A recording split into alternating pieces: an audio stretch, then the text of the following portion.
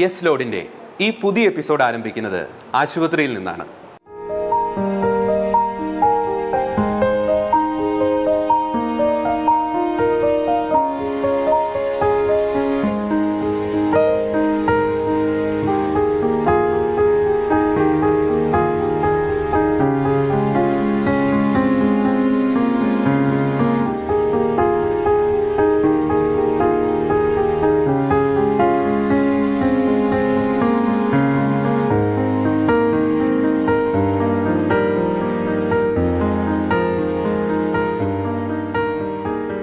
Nursing മേഖലയിലേക്ക് കടന്നു വരുന്ന വലിയൊരു ശതമാനം ആളുകളും സ്വപ്നം കാണുന്നത് വിദേശ ജോലിയാണ്.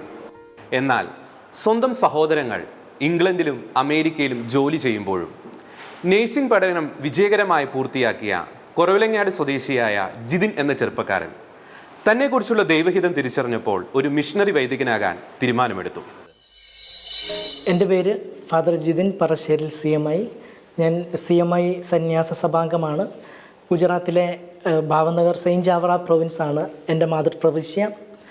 എൻ്റെ ഇടവക Kuravilangad saint Mary's archdeacon's episcopal pilgrim ചർച്ചാണ്.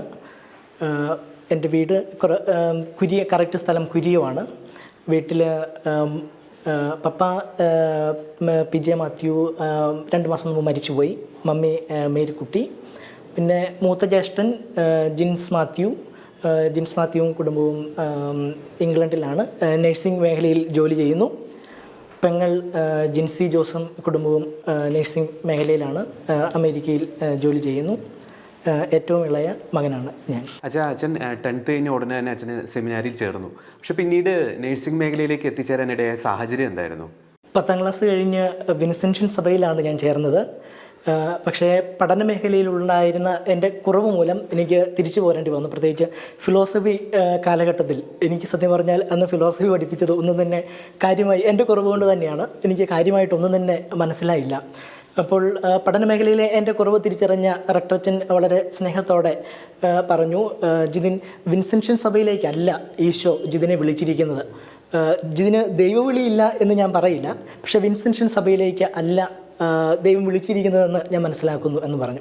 തീർച്ചയായിട്ടും ഇന്ന് ഞാൻ പിന്തിരിഞ്ഞ് നോക്കുമ്പോൾ അത് എൻ്റെ ജീവിതത്തിൽ വളരെ അന്വർത്ഥമായതായിട്ട് എനിക്ക് തോന്നുന്നു. കാരണം ഏതു മേഖലയിലായിരുന്നോ, പ്രത്യേകിച്ച് ഫിലോസഫി പഠന മേഖലയിലായിരുന്നു എനിക്ക് ഒന്നും തന്നെ മനസ്സിലാകാതിരുന്ന ഒരു കാലഘട്ടത്തിൽ നിന്ന് പിന്നീട് CMI സഭയിൽ തത്വശാസ്ത്രം പഠിച്ചുകൊണ്ടിരുന്നപ്പം MA ഫിലോസഫി 2nd റാങ്കോടുകൂടി പാസ്സാകാൻ സാധിച്ചു.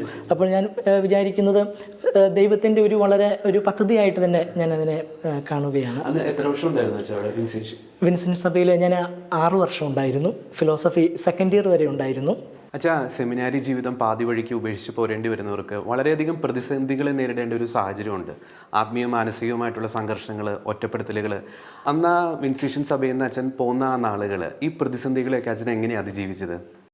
തീർച്ചയായിട്ടും ആദ്യത്തെ ഒരു 6 മാസം എനിക്ക് ശരിക്കും ഒരു ആത്മീയ സംഘർഷത്തിൻ്റെ സമയം തന്നെയായിരുന്നു.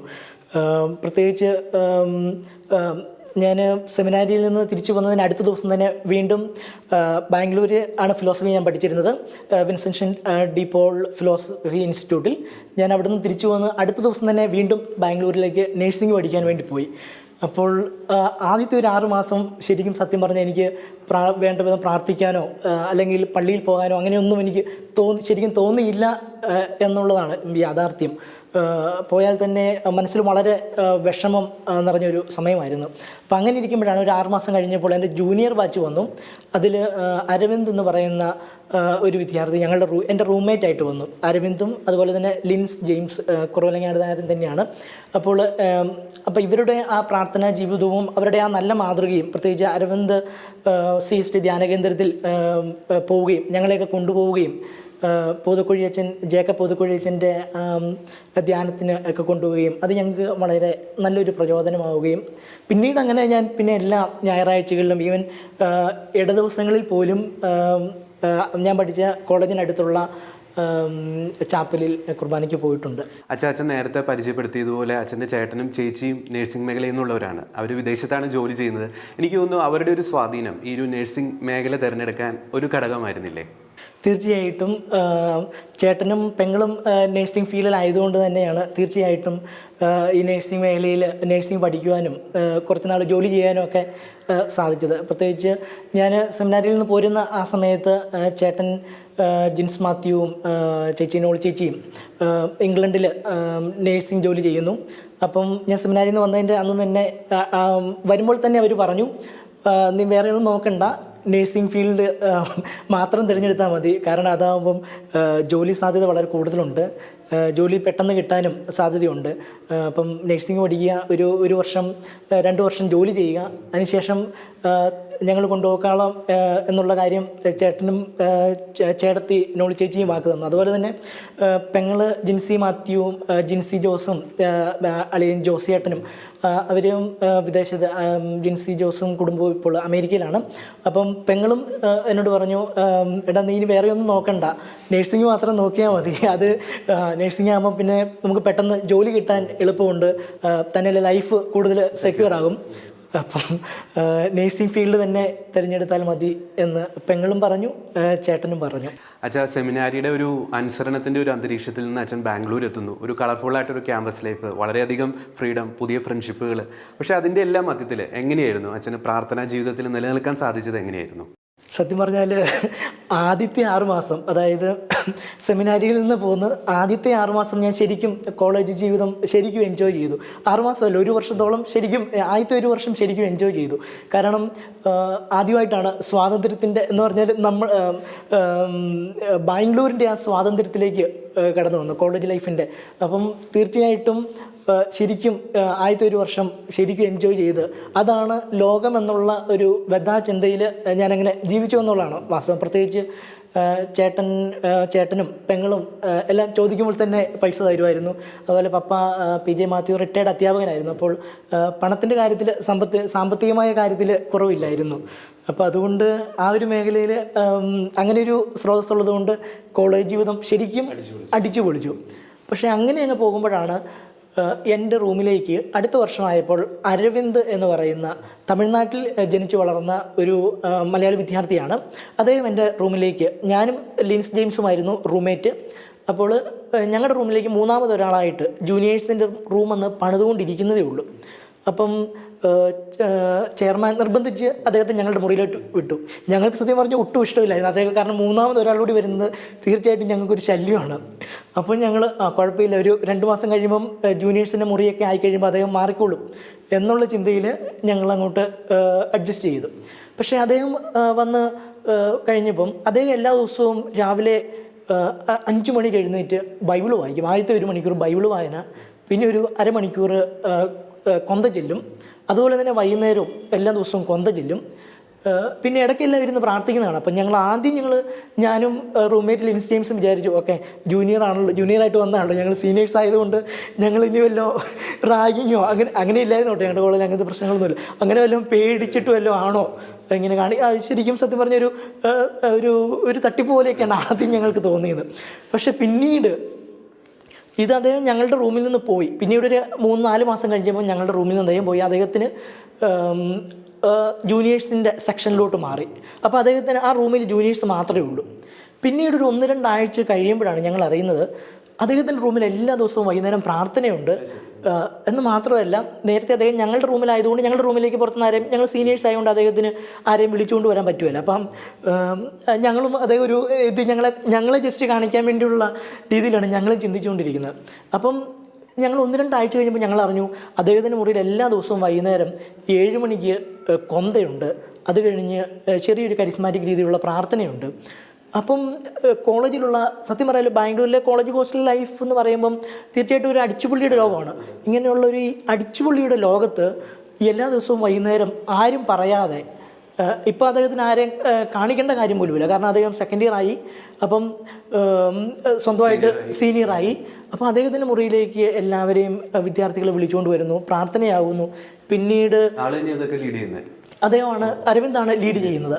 പിന്നീട് ഞായറാഴ്ച CSTയിൽ ഒരു ആരാധനയുണ്ട്. അപ്പം ആ ആരാധനയ്ക്ക് എല്ലാവരെയും കൊണ്ടുപോകുന്നു. അല്ലെങ്കിൽ പള്ളിയിൽ പോയില്ലാത്ത എല്ലാവരെയും ധർമ്മരാമിലെ സെൻറ്റ് തോമസ് പള്ളിയിലും CST പള്ളിയിലും ഒക്കെ കുർബാനയ്ക്ക് കൊണ്ടുപോകുന്നു.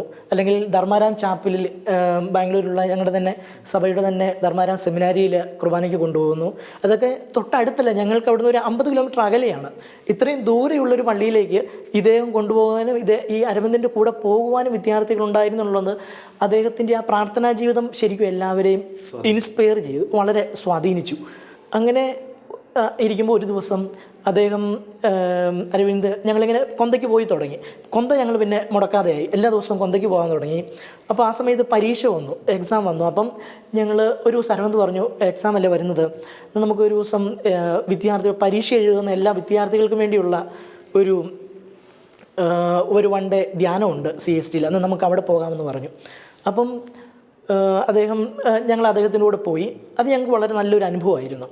പിന്നെ അതിനുശേഷം ഞാൻ എല്ലാ ഞായറാഴ്ചയും രാവിലെ ധർമാരാം ചാപ്പലിലുള്ള കുർബാന, ഞായറാഴ്ചകളിൽ ധർമാരാം ചാപ്പലിലുള്ള കുർബാന കണ്ടിട്ട്, അല്ലെങ്കിൽ സെൻറ്റ് തോമസ് പള്ളിയിലുള്ള കുർബാന കണ്ടിട്ട് CSTയിലേക്ക് ധ്യാനം കൂടാൻ വേണ്ടി പോകുമായിരുന്നു. പ്രത്യേകിച്ച് ധർമാരാമിൽ ഏകദേശം 200ഓളം വൈദിക വിദ്യാർത്ഥികൾ ഇങ്ങനെ വെളുത്ത ലോഹയൊക്കെ ഇട്ട് നിൽക്കുന്ന ആ ഒരു രംഗം തീർച്ചയായിട്ടും വൈദികനാകണമെന്നുള്ള എൻ്റെ ആഗ്രഹത്തെ വീണ്ടും വളരെ ശക്തമായി പ്രചോദിപ്പിച്ചു. പ്രത്യേകിച്ച് ആ ഒരു രംഗമാണ്. അപ്പം ധർമാരാം ദേവാലയത്തിന് ചാപ്പലിന് അകത്തിരുന്ന് പ്രാർത്ഥിക്കുമ്പോൾ, അല്ലെ വിശുദ്ധ ബലിയിൽ പങ്കെടുക്കുമ്പോൾ ഇത്രയും 200ഓളം വൈദിക വിദ്യാർത്ഥികൾ ഇങ്ങനെ നിന്ന് പ്രാർത്ഥിക്കുന്നത് കാണുമ്പോഴുള്ള അത് വീണ്ടും എൻ്റെ മനസ്സിനെ പ്രചോദിപ്പിച്ചു. അപ്പോൾ ഞാൻ ഓർത്തു, ഞാനും ഒരിക്കൽ ആയിരുന്നല്ലോ, അപ്പോൾ തീർച്ചയായിട്ടും ഇനിയും എനിക്ക് എന്തുകൊണ്ട് ആയിക്കൂടാ എന്നുള്ളൊരു ചിന്ത എൻ്റെ മനസ്സിലേക്ക് വന്നു. പ്രത്യേകിച്ച് ധർമാരാമിലെ വൈദിക വിദ്യാർത്ഥികളുടെ വിശുദ്ധ കുർബാനയിലുള്ള ഭാഗഭാഗിത്വം കണ്ടപ്പോൾ.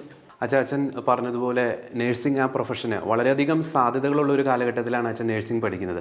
അതുമാത്രമല്ല, മറ്റാരേക്കാൾ കൂടുതൽ എളുപ്പത്തിൽ അച്ഛന് വിദേശത്ത് ജോലി കിട്ടാനുള്ള ഒരു സാധ്യതയുണ്ടായിരുന്നു. വളരെയധികം അവസരങ്ങളും സാധ്യതകളും അച്ഛന് മുമ്പിലുണ്ടായിരുന്നു. പക്ഷെ അതെല്ലാം ഉപേക്ഷിച്ച് വീണ്ടും സെമിനാരിയിൽ ചേരാനുള്ള അച്ഛൻ്റെ ആഗ്രഹം വീട്ടിൽ പറഞ്ഞപ്പോൾ അവരുടെ പ്രതികരണം എങ്ങനെയായിരുന്നു? തീർച്ചയായിട്ടും ഞാൻ ആദ്യം പറഞ്ഞപ്പോൾ എനിക്ക് പറയാൻ ഒരു ബുദ്ധിമുട്ടുണ്ടായിരുന്നു എന്നുള്ളതാണ്. പ്രത്യേകിച്ച് ഞാൻ ആദ്യം ഒന്ന് സെമിനാരിൽ പോയിട്ട് 6 വർഷം പഠിച്ചിട്ടാണ് ഞാൻ വരുന്നത്. അതൊരു ചെറിയൊരു കാലയളവല്ല. ഞാൻ ചേരുന്നത് 25-ാമത്തെ വയസ്സിലാണ്, 24 വയസ്സ് 25-ാമത്തെ വയസ്സിലാണ് ഞാൻ ചേരുന്നത്. അപ്പോൾ വീണ്ടും 10 വർഷത്തേക്ക് കൂടി മുമ്പോട്ട് ഉണ്ടാവുക. ഈ 10 വർഷത്തിൽ സത്യം പറഞ്ഞാൽ മാനുഷികമായിട്ട് ചിന്തിക്കുമ്പോൾ ഒക്കെ ദൈവം നമ്മളെ താങ്ങും എന്നുള്ള, ദൈവം നമ്മളെ പരിപാലിച്ചു എന്നുള്ളതാണ്, എൻ്റെ വൈദിക വഴിയിൽ ദൈവം പരിപാലിച്ചു എന്നുള്ളതാണ് യാഥാർത്ഥ്യം. പക്ഷേ വീണ്ടും ഞാൻ ആ സമയത്ത് ചിന്തിക്കുമ്പം ഈ 10 വർഷത്തിനിടയ്ക്ക് തിരിച്ചു പോരേണ്ടി വന്നാൽ ഈ ലോകം മുഴുവൻ എന്നെ വിട്ടിയെന്ന് വിളിക്കും. കാരണം എന്നാന്ന് വെച്ചാൽ ഒന്ന് പോയതാണ്, വീണ്ടും വന്ന് നേഴ്സിംഗ് പഠിച്ചു, വീണ്ടും സാധാരണ രീതിയിൽ ജോലിക്ക് പോവുക എന്നുള്ളതാണ് നല്ലത്. അപ്പോൾ ലൈഫ് സെക്യൂറാണ്. വീണ്ടും ഇത് വളരെ ഒരു ഹൈ റിസ്കി ആയിട്ടുള്ളൊരു സത്യം. അപ്പം ഞാൻ മനസ്സിൽ ശരിക്കും വിചാരിച്ചത്, എന്ത് വേണമെങ്കിലും ദൈവത്തിന് വേണ്ടി കൊടുക്കുമ്പോൾ തീർച്ചയായിട്ടും ദൈവത്തിന് വേണ്ടി പോയിട്ടുള്ള ആരും, സമർപ്പിച്ചിട്ടുള്ള ആരും നശിച്ചു പോയതായിട്ട് ഇതുവരെയും കേട്ടിട്ടില്ല. അപ്പോൾ ആ ഒരു ധൈര്യം മനസ്സിൽ സംഭരിച്ചുകൊണ്ടാണ് ഞാൻ എൻ്റെ ആദ്യം പറയുന്നത്, ഞാൻ മമ്മിയോടാണ് പറയുന്നത്. മമ്മിയോട് പറഞ്ഞപ്പം മമ്മി ഉടനെ പറഞ്ഞു, നമുക്ക് പപ്പായോട് പറയാം, പപ്പ എന്താ പറയുന്നതെന്ന് നമുക്ക് കേൾക്കാം.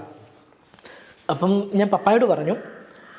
തീർച്ചയായിട്ടും പപ്പ എന്നോട് നോ എന്ന് പറഞ്ഞില്ല. നീ ശരിക്കും ചിന്തിച്ച് പ്രാർത്ഥിച്ച് നീ തന്നെ തീരുമാനം എടുക്കുക എന്നാണ് പപ്പ എന്നോട് പറഞ്ഞത്. തീർച്ചയായിട്ടും ഞാനിപ്പോൾ ഇന്ന് വൈദികനായിട്ട് നിൽക്കുമ്പോൾ പപ്പ അന്ന് പറഞ്ഞ ആ ഉത്തരവാണ് എന്നെ വളരെയധികം, സത്യം പറഞ്ഞാൽ സുഹൃത്തുക്കൾ സ്വാധീനിച്ചു, അതുപോലെ എല്ലാം സ്വാധീനിച്ചുവെങ്കിലും ഇന്ന് ഞാൻ വൈദികനായിട്ട് നിൽക്കുമ്പോൾ എനിക്ക് വീണ്ടും 2ാമത് സെമിനാരിയിലേക്ക് കടന്നു വരാനുള്ള കാരണം പപ്പ പറഞ്ഞ യെസ് ആണ്. അപ്പോൾ അന്ന് രാത്രി ഞങ്ങളെല്ലാവരും കൂടി തീർച്ചയായിട്ടും ഞങ്ങൾ 3 പേരും ഒന്നിച്ചിരുന്ന് വളരെയേറെ സമയം രാത്രിയിൽ ഞങ്ങളിരുന്ന് പ്രാർത്ഥിച്ചു. കൊന്ത ചൊല്ലി, കരുണക്കൊന്ത ചൊല്ലി, അതുപോലെ പ്രാർത്ഥിച്ച് അവസാനം പോവുക എന്നുള്ളത് തന്നെയായിരുന്നു എൻ്റെ തീരുമാനം. മാതാപിതാക്കന്മാർക്ക് പ്രത്യേകിച്ച് ഉത്കണ്ഠ അവരുടെ മനസ്സിലുണ്ടാകുമായിരിക്കും. പക്ഷേ എന്നിരുന്നാൽ പോലും ദൈവഹിതം പോലെ നടക്കട്ടെ എന്നുള്ള രീതിയിൽ തന്നെയാണ് എന്നോട് യെസ് പറഞ്ഞത്. ആദ്യം പോയിട്ട് വന്നപ്പം ഒത്തിരി വിഷമമായിരുന്നു. പിന്നെ ഇതെല്ലാം ദൈവഹിതമാണല്ലോ എന്ന് മനസ്സിലാക്കിക്കൊണ്ട് അവനെ വീണ്ടും പഠിക്കുവാനായിട്ട് നേഴ്സിങ്ങിന് പഠിക്കാൻ വേണ്ടി വിട്ടു. അവിടെ നിന്ന് പഠനമൊക്കെ പൂർത്തിയായി തിരിച്ചു വന്ന് ഇപ്പം എൻ്റെ സഹോദരനും സഹോദരിയും പറഞ്ഞ് ഞങ്ങൾ കൊണ്ടുപോയിക്കോളാം, ഒരുങ്ങിക്കോളാൻ പറഞ്ഞു. അപ്പോഴാണ് അവൻ പറയുന്നത്, ഞാൻ വീണ്ടും സെമിനാരിയിലേക്ക് തിരിച്ചു പോകണമെന്ന്. അപ്പോൾ പപ്പ പറഞ്ഞു, ഇനി പോകണമെങ്കിൽ നല്ലപോലെ ആലോചിച്ച് തീരുമാനിച്ചിട്ട് പോയാൽ മതി, എനിക്ക് നിർബന്ധമൊന്നുമില്ല എന്ന് പറഞ്ഞു. അപ്പോൾ അപ്പം മോൻ പറഞ്ഞു, ഞാൻ നല്ലപോലെ തീരുമാനിച്ചിട്ടാണ് ഈ കാര്യം പറഞ്ഞത്, എനിക്ക് പോകണമെന്ന് പറഞ്ഞു. അങ്ങനെയാണെങ്കിൽ പൊക്കോളാൻ അപ്പം സമ്മതിച്ചു.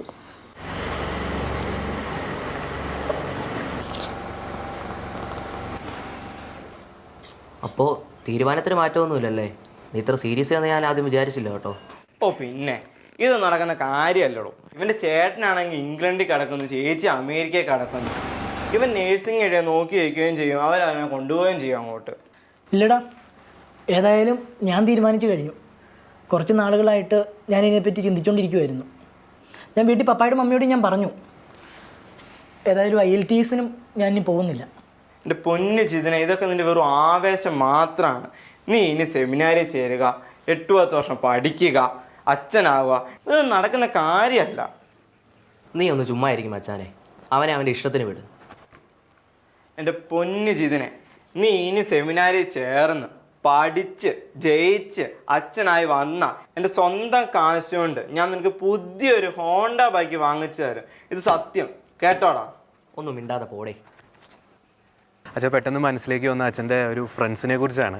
കാരണം ചിലപ്പോൾ പഠന കാലയളവിലൊക്കെ അച്ഛൻ ചിലപ്പോൾ അവർ കളിയാക്കിയിട്ടുണ്ടാവും, പഠനം കഴിഞ്ഞ് ഉടനെ ഇംഗ്ലണ്ടിലേക്ക് പറക്കാം, അമേരിക്കയിലേക്ക് പറക്കാം എന്നൊക്കെ. അച്ഛൻ ഈ ഒരു നിലപാട്, വീണ്ടും സെമിനാരിയിലേക്ക് പ്രവേശിക്കാൻ തീരുമാനം എടുത്തു എന്ന ഈ ഒരു നിലപാട് അവരെ അറിയിച്ചപ്പോൾ അവരുടെ ഒരു റെസ്പോൺസ് എങ്ങനെയായിരുന്നു? അവർ സത്യം പറഞ്ഞാൽ ഞാൻ സെമിനാരിയിൽ നിന്ന് പോകുന്നു. ആദ്യത്തെ വർഷം ഒന്നാമത്തെ വർഷം എനിക്ക് തീർച്ചയായിട്ടും സെമിനാരിൽ പോകണമെന്നൊന്നും ഒരു ആഗ്രഹമില്ലായിരുന്നു. ആദ്യത്തെ ഒരു 6 മാസം ഞാൻ ശരിക്കും അടിച്ചു പൊളിച്ചാണ്. ബാംഗ്ലൂർ കോളേജ് ലൈഫ് ശരിക്കും അടിച്ചു പൊളിച്ച് ആദ്യത്തെ ഒരു വർഷം എന്ന് തന്നെ പറയാം. അപ്പോൾ തീർച്ചയായിട്ടും ഞാൻ പോകുന്നോ അങ്ങനെയൊന്നും ഒരു ചിന്തയില്ല. ആദ്യത്തെ ഞാൻ പറഞ്ഞല്ലോ, കുറച്ച് നാൾ പ്രാർത്ഥിച്ചിട്ട് പോലുമില്ല.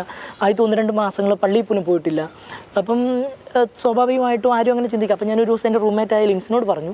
അപ്പം ലിൻസോ അവരൊന്നും അങ്ങനെ ആ സമയത്തൊന്നും വിശ്വസിച്ചിട്ടില്ല. എന്ന് പറഞ്ഞാൽ വെറുതെ ഞാൻ ചുമ്മാ പറ്റിക്കാൻ പറയുന്നതാണ് എന്നൊരു ചിന്ത ആണ് അവരുടെ മനസ്സിലുണ്ടായിരുന്നത് എന്നാണ് ഞാൻ വിശ്വസിക്കുന്നത്. അച്ഛൻ വളരെ വെല്ലുവിളികൾ നിറഞ്ഞ ഒരു മിഷണറി വൈദികൻ്റെ ജീവിതമാണ് അച്ഛൻ തിരഞ്ഞെടുത്തത്. അതിൻ്റെ പിന്നിൽ പ്രത്യേക എന്തെങ്കിലും കാരണമുണ്ടോ? ഇപ്പം ഞാൻ 2ാമത് സെമിനാരിൽ പോകുമ്പോൾ എനിക്ക് പിന്നീട് എൻ്റെ ക്ലാസ്മേറ്റ് ആയിരുന്ന സിനോ എന്ന് പറയുന്ന എൻ്റെ ഒപ്പം പഠിച്ച, ഇപ്പോൾ അദ്ദേഹം ഇംഗ്ലണ്ടിൽ നേഴ്സായിട്ട് വർക്ക് ചെയ്യുന്നു. അപ്പം ഒരു ദിവസം ഞങ്ങൾ ബാംഗ്ലൂർ പുറത്ത് പോയി സിറ്റിയെല്ലാം കണ്ട് കറങ്ങി തിരിച്ചു വരുന്ന സമയത്താണ് ഇങ്ങനെ പറഞ്ഞു, ഞാനിങ്ങനെ പറഞ്ഞു, ഞാൻ ഇനി സെമിനാരിൽ പോകുമെന്ന് പറഞ്ഞപ്പോൾ എന്നോട് പറഞ്ഞു, എന്നാൽ നമുക്ക് ബെറ്റ് വെക്കാമെന്നൊക്കെ പറഞ്ഞ് ഒരു ബെറ്റൊക്കെ വെച്ചായിരുന്നു. അപ്പം അത് കഴിഞ്ഞ് 3-ാം വർഷം ആയപ്പോഴത്തേനും ഞാൻ സിനോട് പറഞ്ഞു, സിനോ ഞാൻ പോവാം. സിനോയ്ക്ക് അപ്പം സിനോ എന്നെ ആ കാര്യത്തിൽ വളരെ സഹായിച്ചിട്ടുണ്ട്. സിനോയുടെ അങ്കിളായ ജോസ് കിഴക്കേക്കുറ്റച്ഛൻ CMI സഭാംഗമാണ്, കോട്ടയം പ്രൊവിൻസിലെ അച്ഛനാണ്. അപ്പം അച്ഛൻ ഇന്ന് റോമിൽ പഠിക്കുകയാണ്. അപ്പം സിനോ അച്ഛനെ വിളിച്ചു, അച്ഛൻ വഴിയാണ്. അപ്പം ഞാൻ പറഞ്ഞു, അച്ഛനോട് പറഞ്ഞു, എനിക്ക് എവിടെയെങ്കിലും ഒരു അന്ന് നമുക്ക് അങ്ങനെ സഭകളെ പറ്റി ഒന്ന് 6 വർഷം നിന്നു എന്ന് പറഞ്ഞാൽ പോലും വലിയ ബോധ്യമില്ല. പിന്നീട് അങ്ങോട്ടാണ്. അപ്പം ഞാൻ അച്ഛനോട് പറഞ്ഞു, ഇന്ത്യയിൽ എവിടെയാണെങ്കിലും മതി, കുഴപ്പമില്ല. അപ്പം അദ്ദേഹം അച്ഛൻ കോട്ടയം പ്രൊവിൻസിൻ്റെ ഭാവനഗർ പ്രൊവിൻസിലോട്ട് എനിക്ക് അച്ഛൻ വഴിയായിട്ടാണ് ഞാൻ ഭാവനഗർ പ്രൊവിൻസിൽ ചേരുന്നത്. അച്ഛൻ ശരിക്കും ഒരു ഡ്രീം കം ട്രൂ എന്നൊക്കെ പറയുന്നതാണ് അച്ഛൻ്റെ തിരുപ്പട്ട സ്വീകരണ ദിനം. കുറേ നാളത്തെ നീണ്ട കാത്തിരിപ്പിന് ശേഷമാണ് അച്ഛൻ തിരുപ്പട്ടം സ്വീകരിക്കുന്നത്. അന്നത്തെ ദിനത്തിലെ അനുഭവങ്ങളൊന്ന് പങ്കുവെക്കാമോ? തീർച്ചയായിട്ടും 2016 ഡിസംബർ 28-ന് രാജ്കോട്ട് രൂപതാധ്യക്ഷൻ മാർ ജോസ് ചിറ്റൂപ്പറമ്പിൽ പിതാവ് എൻ്റെ കൈവപ്പ് ശുശ്രൂഷ വഴിയാണ് പൗരോഹിത്യം എന്ന അമൂല്യ ദാനം ദൈവം എനിക്ക് നൽകുന്നത്. തീർച്ചയായിട്ടും വളരെ സന്തോഷത്തിൻ്റെ ഒരു ദിവസം തന്നെയായിരുന്നു, ഒരു ദൈവാനുഭവത്തിൻ്റെ നിമിഷം തന്നെയായിരുന്നു. കാരണം വളരെ ചെറുപ്പം തൊട്ട്, അതായത് ഈ ഇടവപ്പള്ളിയിൽ, കുറവിലങ്ങാട്ട് ഇടവപ്പള്ളിയിൽ കുർബാനയ്ക്ക് കൂടുന്ന ആ സമയം മുതലേ മനസ്സിലുള്ള ആഗ്രഹമാണ് വൈദികനാവുക എന്നുള്ളത്. അപ്പം അതുകൊണ്ടാണ് 10ാം ക്ലാസ് കഴിഞ്ഞപ്പോൾ സെമിനാരിൽ പോകുന്നു, സാധിക്കുന്നില്ല, തിരിച്ചു വരുന്നു. നേഴ്സിംഗ് പഠിക്കുമ്പോൾ ഞാൻ ഓർത്തിട്ടുണ്ട്, ഈ കുർബാന കാണുമ്പോൾ, പ്രത്യേകിച്ച് ധർമാരം ചാപ്പിൽ നിന്ന് ഞാൻ നേഴ്സിംഗ് വിദ്യാർത്ഥിയായ കുർബാന കണ്ടുകൊണ്ടിരിക്കുമ്പം അച്ഛന്മാർ കാപ്പിയൊക്കെ ധരിച്ച് ഒന്ന് കുർബാന ചെല്ലുമ്പോൾ ഞാൻ ഓർത്തിട്ടുണ്ട്, ഇനിയിപ്പോൾ എനിക്ക് ജീവിതത്തിൽ ഇതിനി ഒരിക്കലും സാധിക്കില്ലല്ലോ എന്ന് നേഴ്സിംഗ് പഠിച്ചുകൊണ്ടിരുന്നപ്പം ഞാൻ ഓർത്തിട്ടുണ്ട്. അപ്പം ആ ഒരു ഇതൊക്കെ മാറി എനിക്ക് ലഭിച്ച ആ ഒരു ദിവസം എനിക്ക് വളരെ ദൈവാനുഭവത്തിൻ്റെയും സന്തോഷത്തിൻ്റെയും ഒരു ദിവസവും ഒരു വലിയൊരു ദൈവാനുഗ്രഹത്തിൻ്റെ നിമിഷമായിരുന്നു. അച്ഛനിപ്പോൾ ഏതൊക്കെയാണ് പ്രധാനപ്പെട്ട ശുശ്രൂഷകൾ അച്ഛൻ്റെ എന്തൊക്കെയാണ്? ഞാൻ പൗരോഹിത്യം സ്വീകരിച്ചതിന് ശേഷം ആദ്യത്തെ 3 മാസം ചങ്ങനാശ്ശേരി അതിരൂപതയുടെ പുന്നത്തറ ഇടവകയിൽ 3 മാസം അസിസ്റ്റന്റ് വികാരിയായിട്ട് ശുശ്രൂഷ ചെയ്തു. സോണി മുണ്ടുനടക്കൽ അച്ഛനായിരുന്നു എൻ്റെ വികാരിയച്ഛൻ. അച്ഛൻ്റെ വളരെ പ്രോത്സാഹനം നിറഞ്ഞ സ്വന്തം ഒരു ജ്യേഷ്ഠനെ പോലെയുള്ളൊരു ഒരു ഇടപെടലായിരുന്നു അച്ഛൻ. വളരെ നല്ല സ്വാതന്ത്ര്യം, എല്ലാ കാര്യങ്ങളും പള്ളിയിലെ എല്ലാ കാര്യങ്ങൾക്കും എല്ലാ സ്വാതന്ത്ര്യവും നൽകിക്കൊണ്ട് നവവൈദികരെ പ്രോത്സാഹിപ്പിക്കുന്നൊരു ഇതായിരുന്നു അച്ഛന് സോണി കൊണ്ട് നടക്കൽ അച്ഛൻ. അതിനുശേഷം ഞാൻ ഗുജറാത്തിലെ ഞങ്ങളുടെ ഭാവനഗർ പ്രൊവിൻസിലെ ഫുൾജറിലുള്ള വിസാമോ ആശ്രമത്തിൽ 1 വർഷത്തോളം സേവനം ചെയ്തു. റോയി വാക്കയിലച്ഛനായിരുന്നു എൻ്റെ സുപ്പീരിയർ അച്ഛൻ. അത് എനിക്ക് പുതിയ ഒത്തിരി കാര്യങ്ങൾ പറഞ്ഞു തന്നിട്ടുണ്ട്. പ്രത്യേകിച്ച് ഗുജറാത്തിയിൽ കുർബാന ചൊല്ലുന്ന, ഞാൻ അതുവരെ ഗുജറാത്തിയിൽ അങ്ങനെ കുർബാന ചൊല്ലിയിട്ടില്ല. അപ്പോൾ ഗുജറാത്തി കുർബാന ചൊല്ലുവാനായിട്ട് അദ്ദേഹം പഠിപ്പിച്ചു. അതിനുശേഷം ഞാനിപ്പോൾ പോർബന്തറിലുള്ള ഞങ്ങളുടെ സെൻറ്റ് ജോസഫ് ഹയർ സെക്കൻഡറി സ്കൂളിൽ പഠിപ്പിക്കുകയാണ്. അവിടെ ജോർജ് കൊച്ചേരിച്ചനാണ് ഞങ്ങളുടെ സുപ്പീരിയർ. ഒപ്പം തോമസ് ചീരങ്കുന്നലച്ഛനുണ്ട്, റോയി കണ്ണീറ്റ് അച്ഛനുണ്ട്. അപ്പം ഇവരുടെയൊക്കെ നല്ല പ്രോത്സാഹനവും നല്ല ഇടപെടൽ തീർച്ചയായിട്ടും ഒത്തിരിയേറെ എന്നെ വളർത്തുന്നുണ്ട്. അച്ഛാ, ഒരുപക്ഷെ അച്ഛൻ സെമിനാരിയിൽ ചേർന്നില്ലായിരുന്നെങ്കിൽ അമേരിക്കയിലോ ഇംഗ്ലണ്ടിലോ വളരെ ഒരു മികച്ച ജോലിയും വളരെ നല്ലൊരു കുടുംബജീവിതത്തിനുള്ള എല്ലാ സാധ്യതകളും അച്ഛന് മുമ്പിലുണ്ടായിരുന്നു. പക്ഷേ അതെല്ലാം ഉപേക്ഷിച്ച് വളരെ പ്രതികൂലമായ അവസ്ഥയിൽ ഒരു മിഷണറി വൈദികൻ്റെ ജീവിതം അച്ഛൻ തിരഞ്ഞെടുത്തു. ഇപ്പോൾ അച്ഛൻ്റെ പൗരോഹിത്യ ശുശ്രൂഷയിൽ അച്ഛൻ ഫീൽ ചെയ്യുന്ന ആ ഒരു സംതൃപ്തി, ആ ഒരു ഹാപ്പിനെസ്, അതൊന്ന് ഷെയർ ചെയ്യാമോ? തീർച്ചയായിട്ടും മനസ്സിൽ ഒത്തിരിയേറെ സന്തോഷമുണ്ട്. കാരണം എന്നെ സംബന്ധിച്ചിടത്തോളം എൻ്റെ വ്യക്തിപരമായ ദൈവാനുഭവം എന്ന് പറയുന്നത് ഈ പൗരോഹിത്യം സ്വീകരിച്ചത് തന്നെയാണ്. കാരണം 6 വർഷം ഒരു കാര്യത്തിന് വേണ്ടി പരിശ്രമിക്കുക, സാധിക്കാതെ പുറത്തു വരിക. അപ്പോൾ ഞാൻ സ്കൂളിലൊക്കെ പഠിക്കുമ്പോൾ അത്യാവശ്യം പഠിക്കുന്ന കൂട്ടത്തിലായിരുന്നു. സ്കൂളിൽ 10ാം ക്ലാസ്സിൽ PDCക്കൊക്കെ അത്യാവശ്യം ഫസ്റ്റ് ക്ലാസ് മിച്ചം, ഡിസ്റ്റിങ്ഷനില്ല, എന്നാൽ ഏകദേശം അതിനോട് അടുത്ത മാർക്കുണ്ടായിരുന്നു. അപ്പം ഓരോ ക്ലാസ്സിൽ തോക്കുമ്പം നമുക്കുണ്ടാകുന്നൊരു അതൊക്കെ ഒരു കാര്യം ചിന്തിക്കാൻ പറ്റുമല്ല. പക്ഷേ അതിനുശേഷം 10ാം ക്ലാസ് കഴിഞ്ഞ് സത്യം പറഞ്ഞാൽ 6 വർഷം ഒന്നിച്ചങ്ങ് തോറ്റുപോയവരുടെ ഒരു അനുഭവമായിരുന്നു ഞാൻ 6 വർഷം കഴിഞ്ഞ് ഇറങ്ങുമ്പോൾ. കാരണം ഞാൻ ചിന്തിച്ചു, എനിക്ക് 6 വർഷം പുറയിലായിപ്പോയി. ഞാൻ നഴ്സിംഗ് പഠിക്കുമ്പോൾ എൻ്റെ കൂടെ +2 പഠിക്കുന്നവരാണ്, പ്രായമുള്ളവരുണ്ട്, എന്നിരുന്നാൽ പോലും +2 പഠിക്കുക. അപ്പോൾ ഞാൻ ഓർത്തിട്ടുണ്ട്, ഞാൻ 6 വർഷം തോറ്റുപോയി എന്നൊരു ചിന്ത എൻ്റെ ജീവിതത്തിൽ അപ്പോഴൊക്കെ വന്നിട്ടുണ്ട്. പക്ഷെ അതെല്ലാം കഴിഞ്ഞു പിന്നെ നഴ്സിംഗ് പഠിക്കുന്നു. ആ ഒരു സമയത്ത് നമുക്ക് മുമ്പിലോട്ടുള്ള ജോലി സാധ്യതയാണ് മുമ്പിലുള്ളത്.